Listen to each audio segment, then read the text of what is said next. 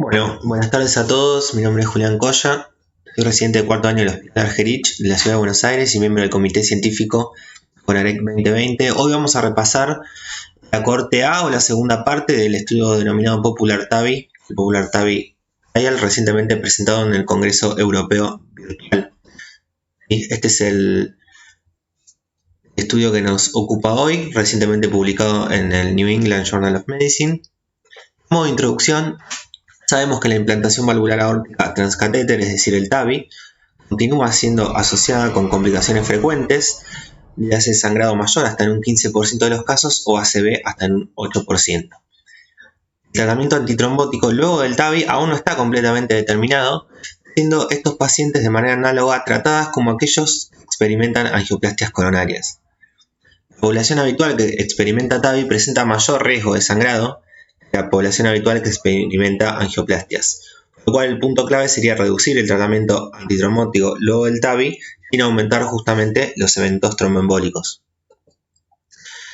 A modo de repaso y a modo de background, la cohorte B del Popular TAVI se había estudiado previamente, fue un estudio en pacientes con anticoagulación crónica. Sí, lo que se había visto es que anticoagulación más aspirina sin el agregado de clopidogrel tenía una reducción de un 41%, ¿sí?, de los eventos de sangrado sin aumento de los eventos tromboembólicos. Esto lo pueden buscar en la página de CONAREC, que fue el análisis de la cohorte B justamente de este Popular TAVI Trial. Sin embargo, como sabemos, hasta un 70% de los pacientes que experimentan TAVI no tienen una indicación de anticoagulación oral, por lo cual la cohorte A es justamente lo que se ocupa esta segunda parte del trial. Entonces, ¿qué sabemos hasta ahora? Que en pacientes sin indicación crónica de anticoagulación oral se recomienda doble terapia antiagregante seguida por aspirina o clopidogrel únicamente. Estudios recientes de pequeña magnitud han sugerido una estrategia de tratamiento único con aspirina, y lo que nos dicen las guías es que, sin embargo, frente a la falta de evidencia, una combinación de aspirina junto con una tiopiridina usada de manera temprana después del TAVI es lo recomendado, seguido por aspirina o justamente clopidogrel, es decir, una tiopiridina. La hipótesis entonces del Popular TAVI en su cohorte A, la que estamos analizando, sería comparar aspirina como único tratamiento comparado con aspirina y clopidogrel durante los primeros 3 meses. Y esto, la hipótesis decía que iba a ser superior para sangrado y que se definió como el outcome primario. Después se establecieron dos outcomes secundarios que posteriormente vamos a hablar. Como sabemos, fue un estudio randomizado de tipo abierto, ¿sí?, con un sponsor a partir del Hospital San Antonio. Justamente la organización fue de manera pública, es decir, que hubo financiamiento estatal y participaron 17 países. Entonces los criterios de inclusión fueron los pacientes con TAVI, que ya dijimos, y como criterios de exclusión eran pacientes con indicación crónica de anticoagulación, que justamente fue lo que evaluó la cohorte B, ¿sí?, en el estudio que expusimos en abril de este año, estén liberadores de droga en los últimos 3 meses, estén sin liberación de drogas en el último mes, o alergia o contraindicación tanto a aspirina o clopidogrel. Acá tenemos el flujograma del estudio. Si vemos una randomización de tipo 1 a 1, al principio eran 690 pacientes, se randomizaron a aspirina o aspirina y clopidogrel.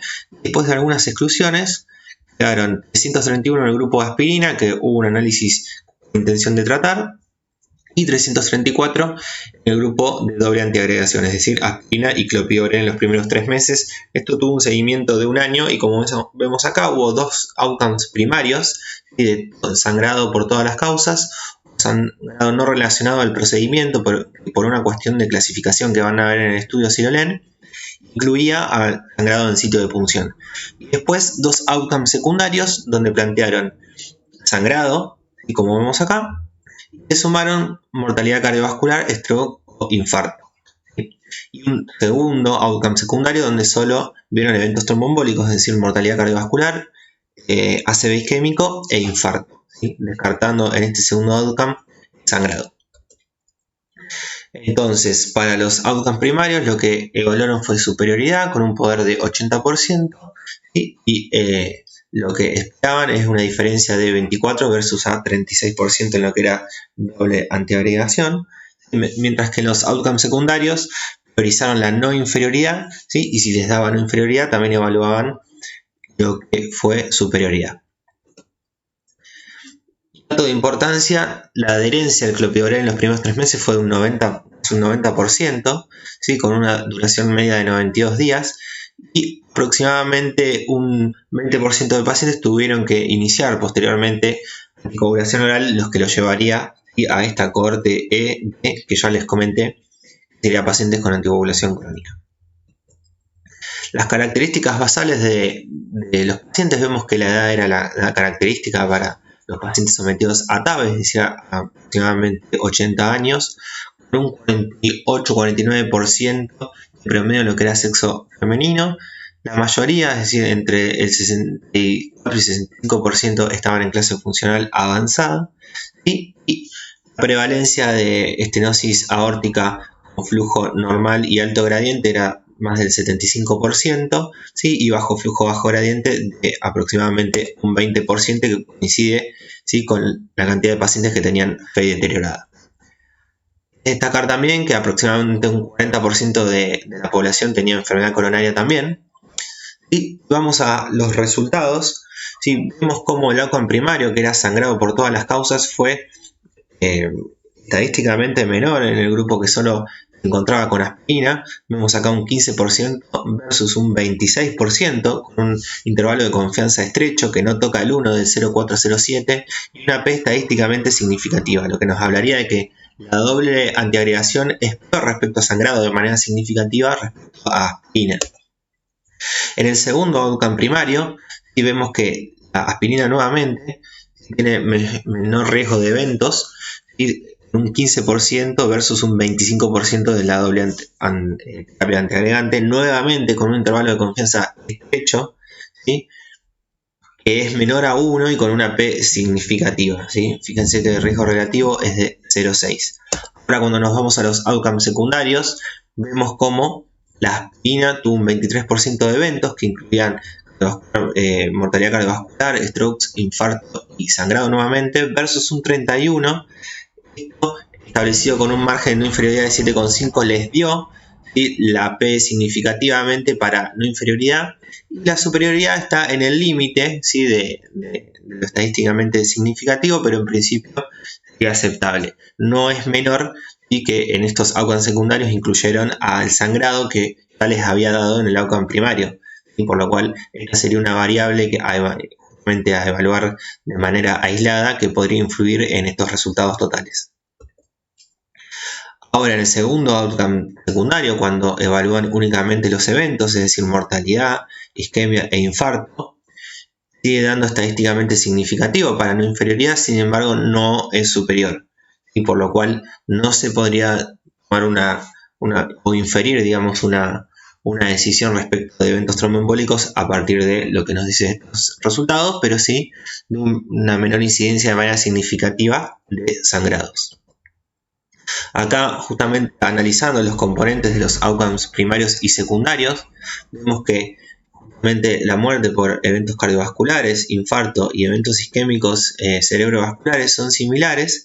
Sin embargo, como dijimos recién, los eventos de sangrado, sobre todo mayor, life-threatening y discapacitantes, así también como los sangrados mayores, son significativamente menores. ¿Cuáles fueron las limitaciones de este estudio? Por un lado, fue un ensayo de tipo open label, ¿sí?, es decir, que no fue doble ciego.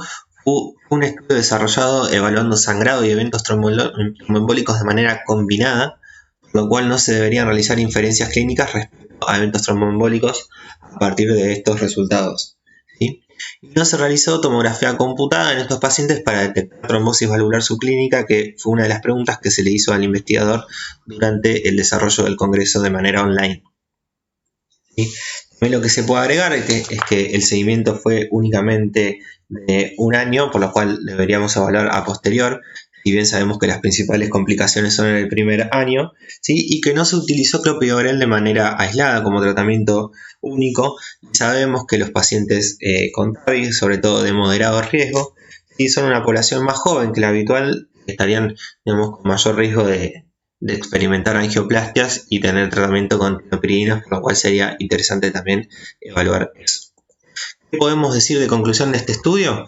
Bueno, que la aspirina como tratamiento único comparado con el uso combinado de aspirina y clopidogrel reduce la tasa de sangrado de manera significativa, incluyendo el tipo mayor, el amenazante para la vida o el discapacitante. No se puede hacer una conclusión de eventos tromboembólicos, dado que el estudio no tuvo el poder para tomar, digamos, esas conclusiones y por el tamaño de la muestra.